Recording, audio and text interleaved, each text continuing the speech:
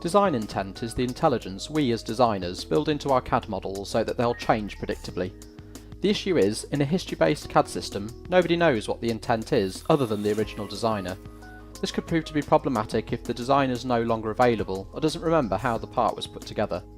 To illustrate the problem, we've been sent some markups to make to this old part. For our first change, we need to add some extra material to the slide in order to create additional clearance between features. We have instruction to change our slide body to an overall height of 31mm.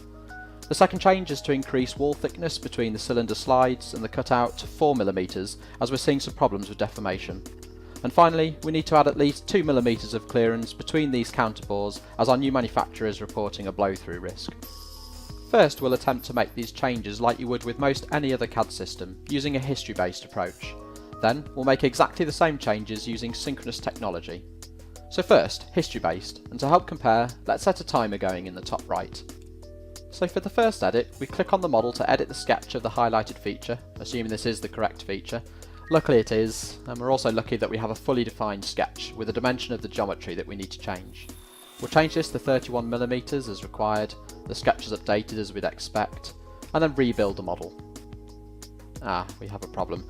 Due to inappropriate design intent, this cut on the right has shifted, so we need to go in and fix this by editing the sketch relationships.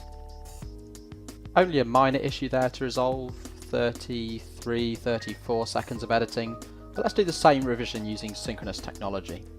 Timer restarted in the top right, and for this same change, all we need to do is place the required dimension in 3D, no sketch work in sight. Solid Edge has recognised the design intent of the geometry here.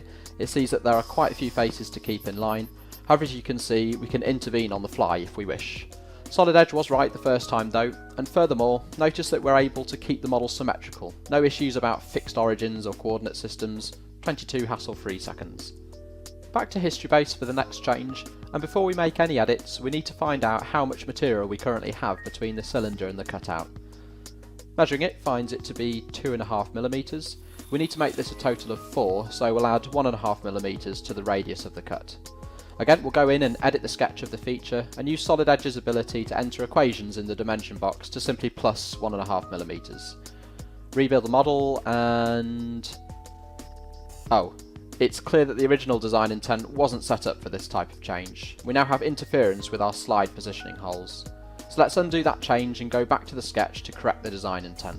We'll speed through this to save you falling asleep.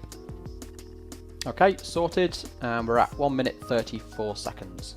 The same change using synchronous technology, and dimensioning the two radii here isn't limited to just taking a measurement. Instead, we can immediately type in the 4mm clearance value required. As for design intent recognition, not only does Solid Edge allow us to add material rather than shifting the cylinder slides up, but it also recognises that we'd want the other side of the model to change too, as it's symmetrical. Now for our final revision, and back to a history-based approach for the last time. In order to get a better idea of what we're working with, we'll create a section view through the model so that we can get a better understanding of where that blow-through risk is. Okay, here it is. So we'll be editing these two counterbores, and let's take the lower one first. We'll go into the sketch and modify the dimension that's controlling its position, subtracting 1mm. Again, we'll use the equation in dimension box method for ease. We need to do the same with the top counterbore to total our required 2mm clearance, but repeating the same steps, notice that this wasn't created in the same way as the previous. Instead it has two cuts, one concentric to the other. These sorts of frustrating situations are often run into in history-based modelling. Design intent may not be what you'd naturally expect. It's all down to the original decision and creation. Another fix required.